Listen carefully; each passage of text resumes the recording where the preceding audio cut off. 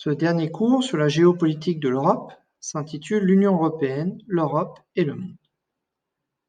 En accroche, on peut parler de l'évolution de la diplomatie américaine depuis l'élection du nouveau président Joe Biden.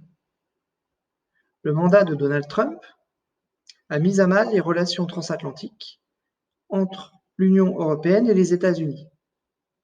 Mais cette politique agressive risque de changer avec l'élection du nouveau président Joe Biden en novembre 2020.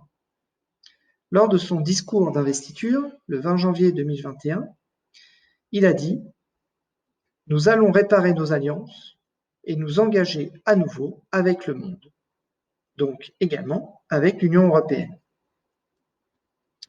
Même si des sujets restent problématiques entre l'Union européenne et les États-Unis, comme la rivalité entre Boeing et Airbus ou la taxation du numérique, les relations risquent d'être plus calmes.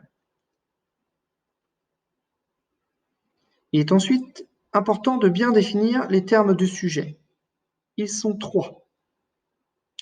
Nous avons déjà vu que l'Union européenne était une association unique dans le monde de 27 pays, qui est d'abord une union économique, qui s'est transformée ensuite en union politique et sociale. L'Europe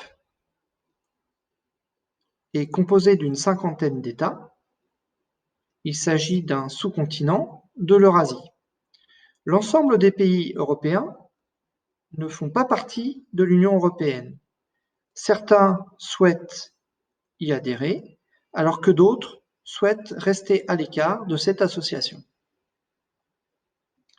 Enfin, le monde concerne tous les autres territoires, que ce soit les grandes puissances, comme le Japon, les États-Unis, la Chine, mais aussi les clients au niveau économique de l'Union européenne, comme l'Amérique du Sud, l'Afrique, la Russie ou l'Australie.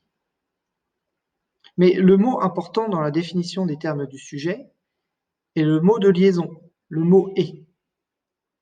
Il s'agit donc en fait, dans cette leçon, de voir comment l'Union européenne tisse des liens avec les autres pays d'Europe et avec les autres pays du monde. Ainsi, la problématique peut être: quelle est la place de l'Union européenne dans les relations internationales aux échelles continentales et mondiales ?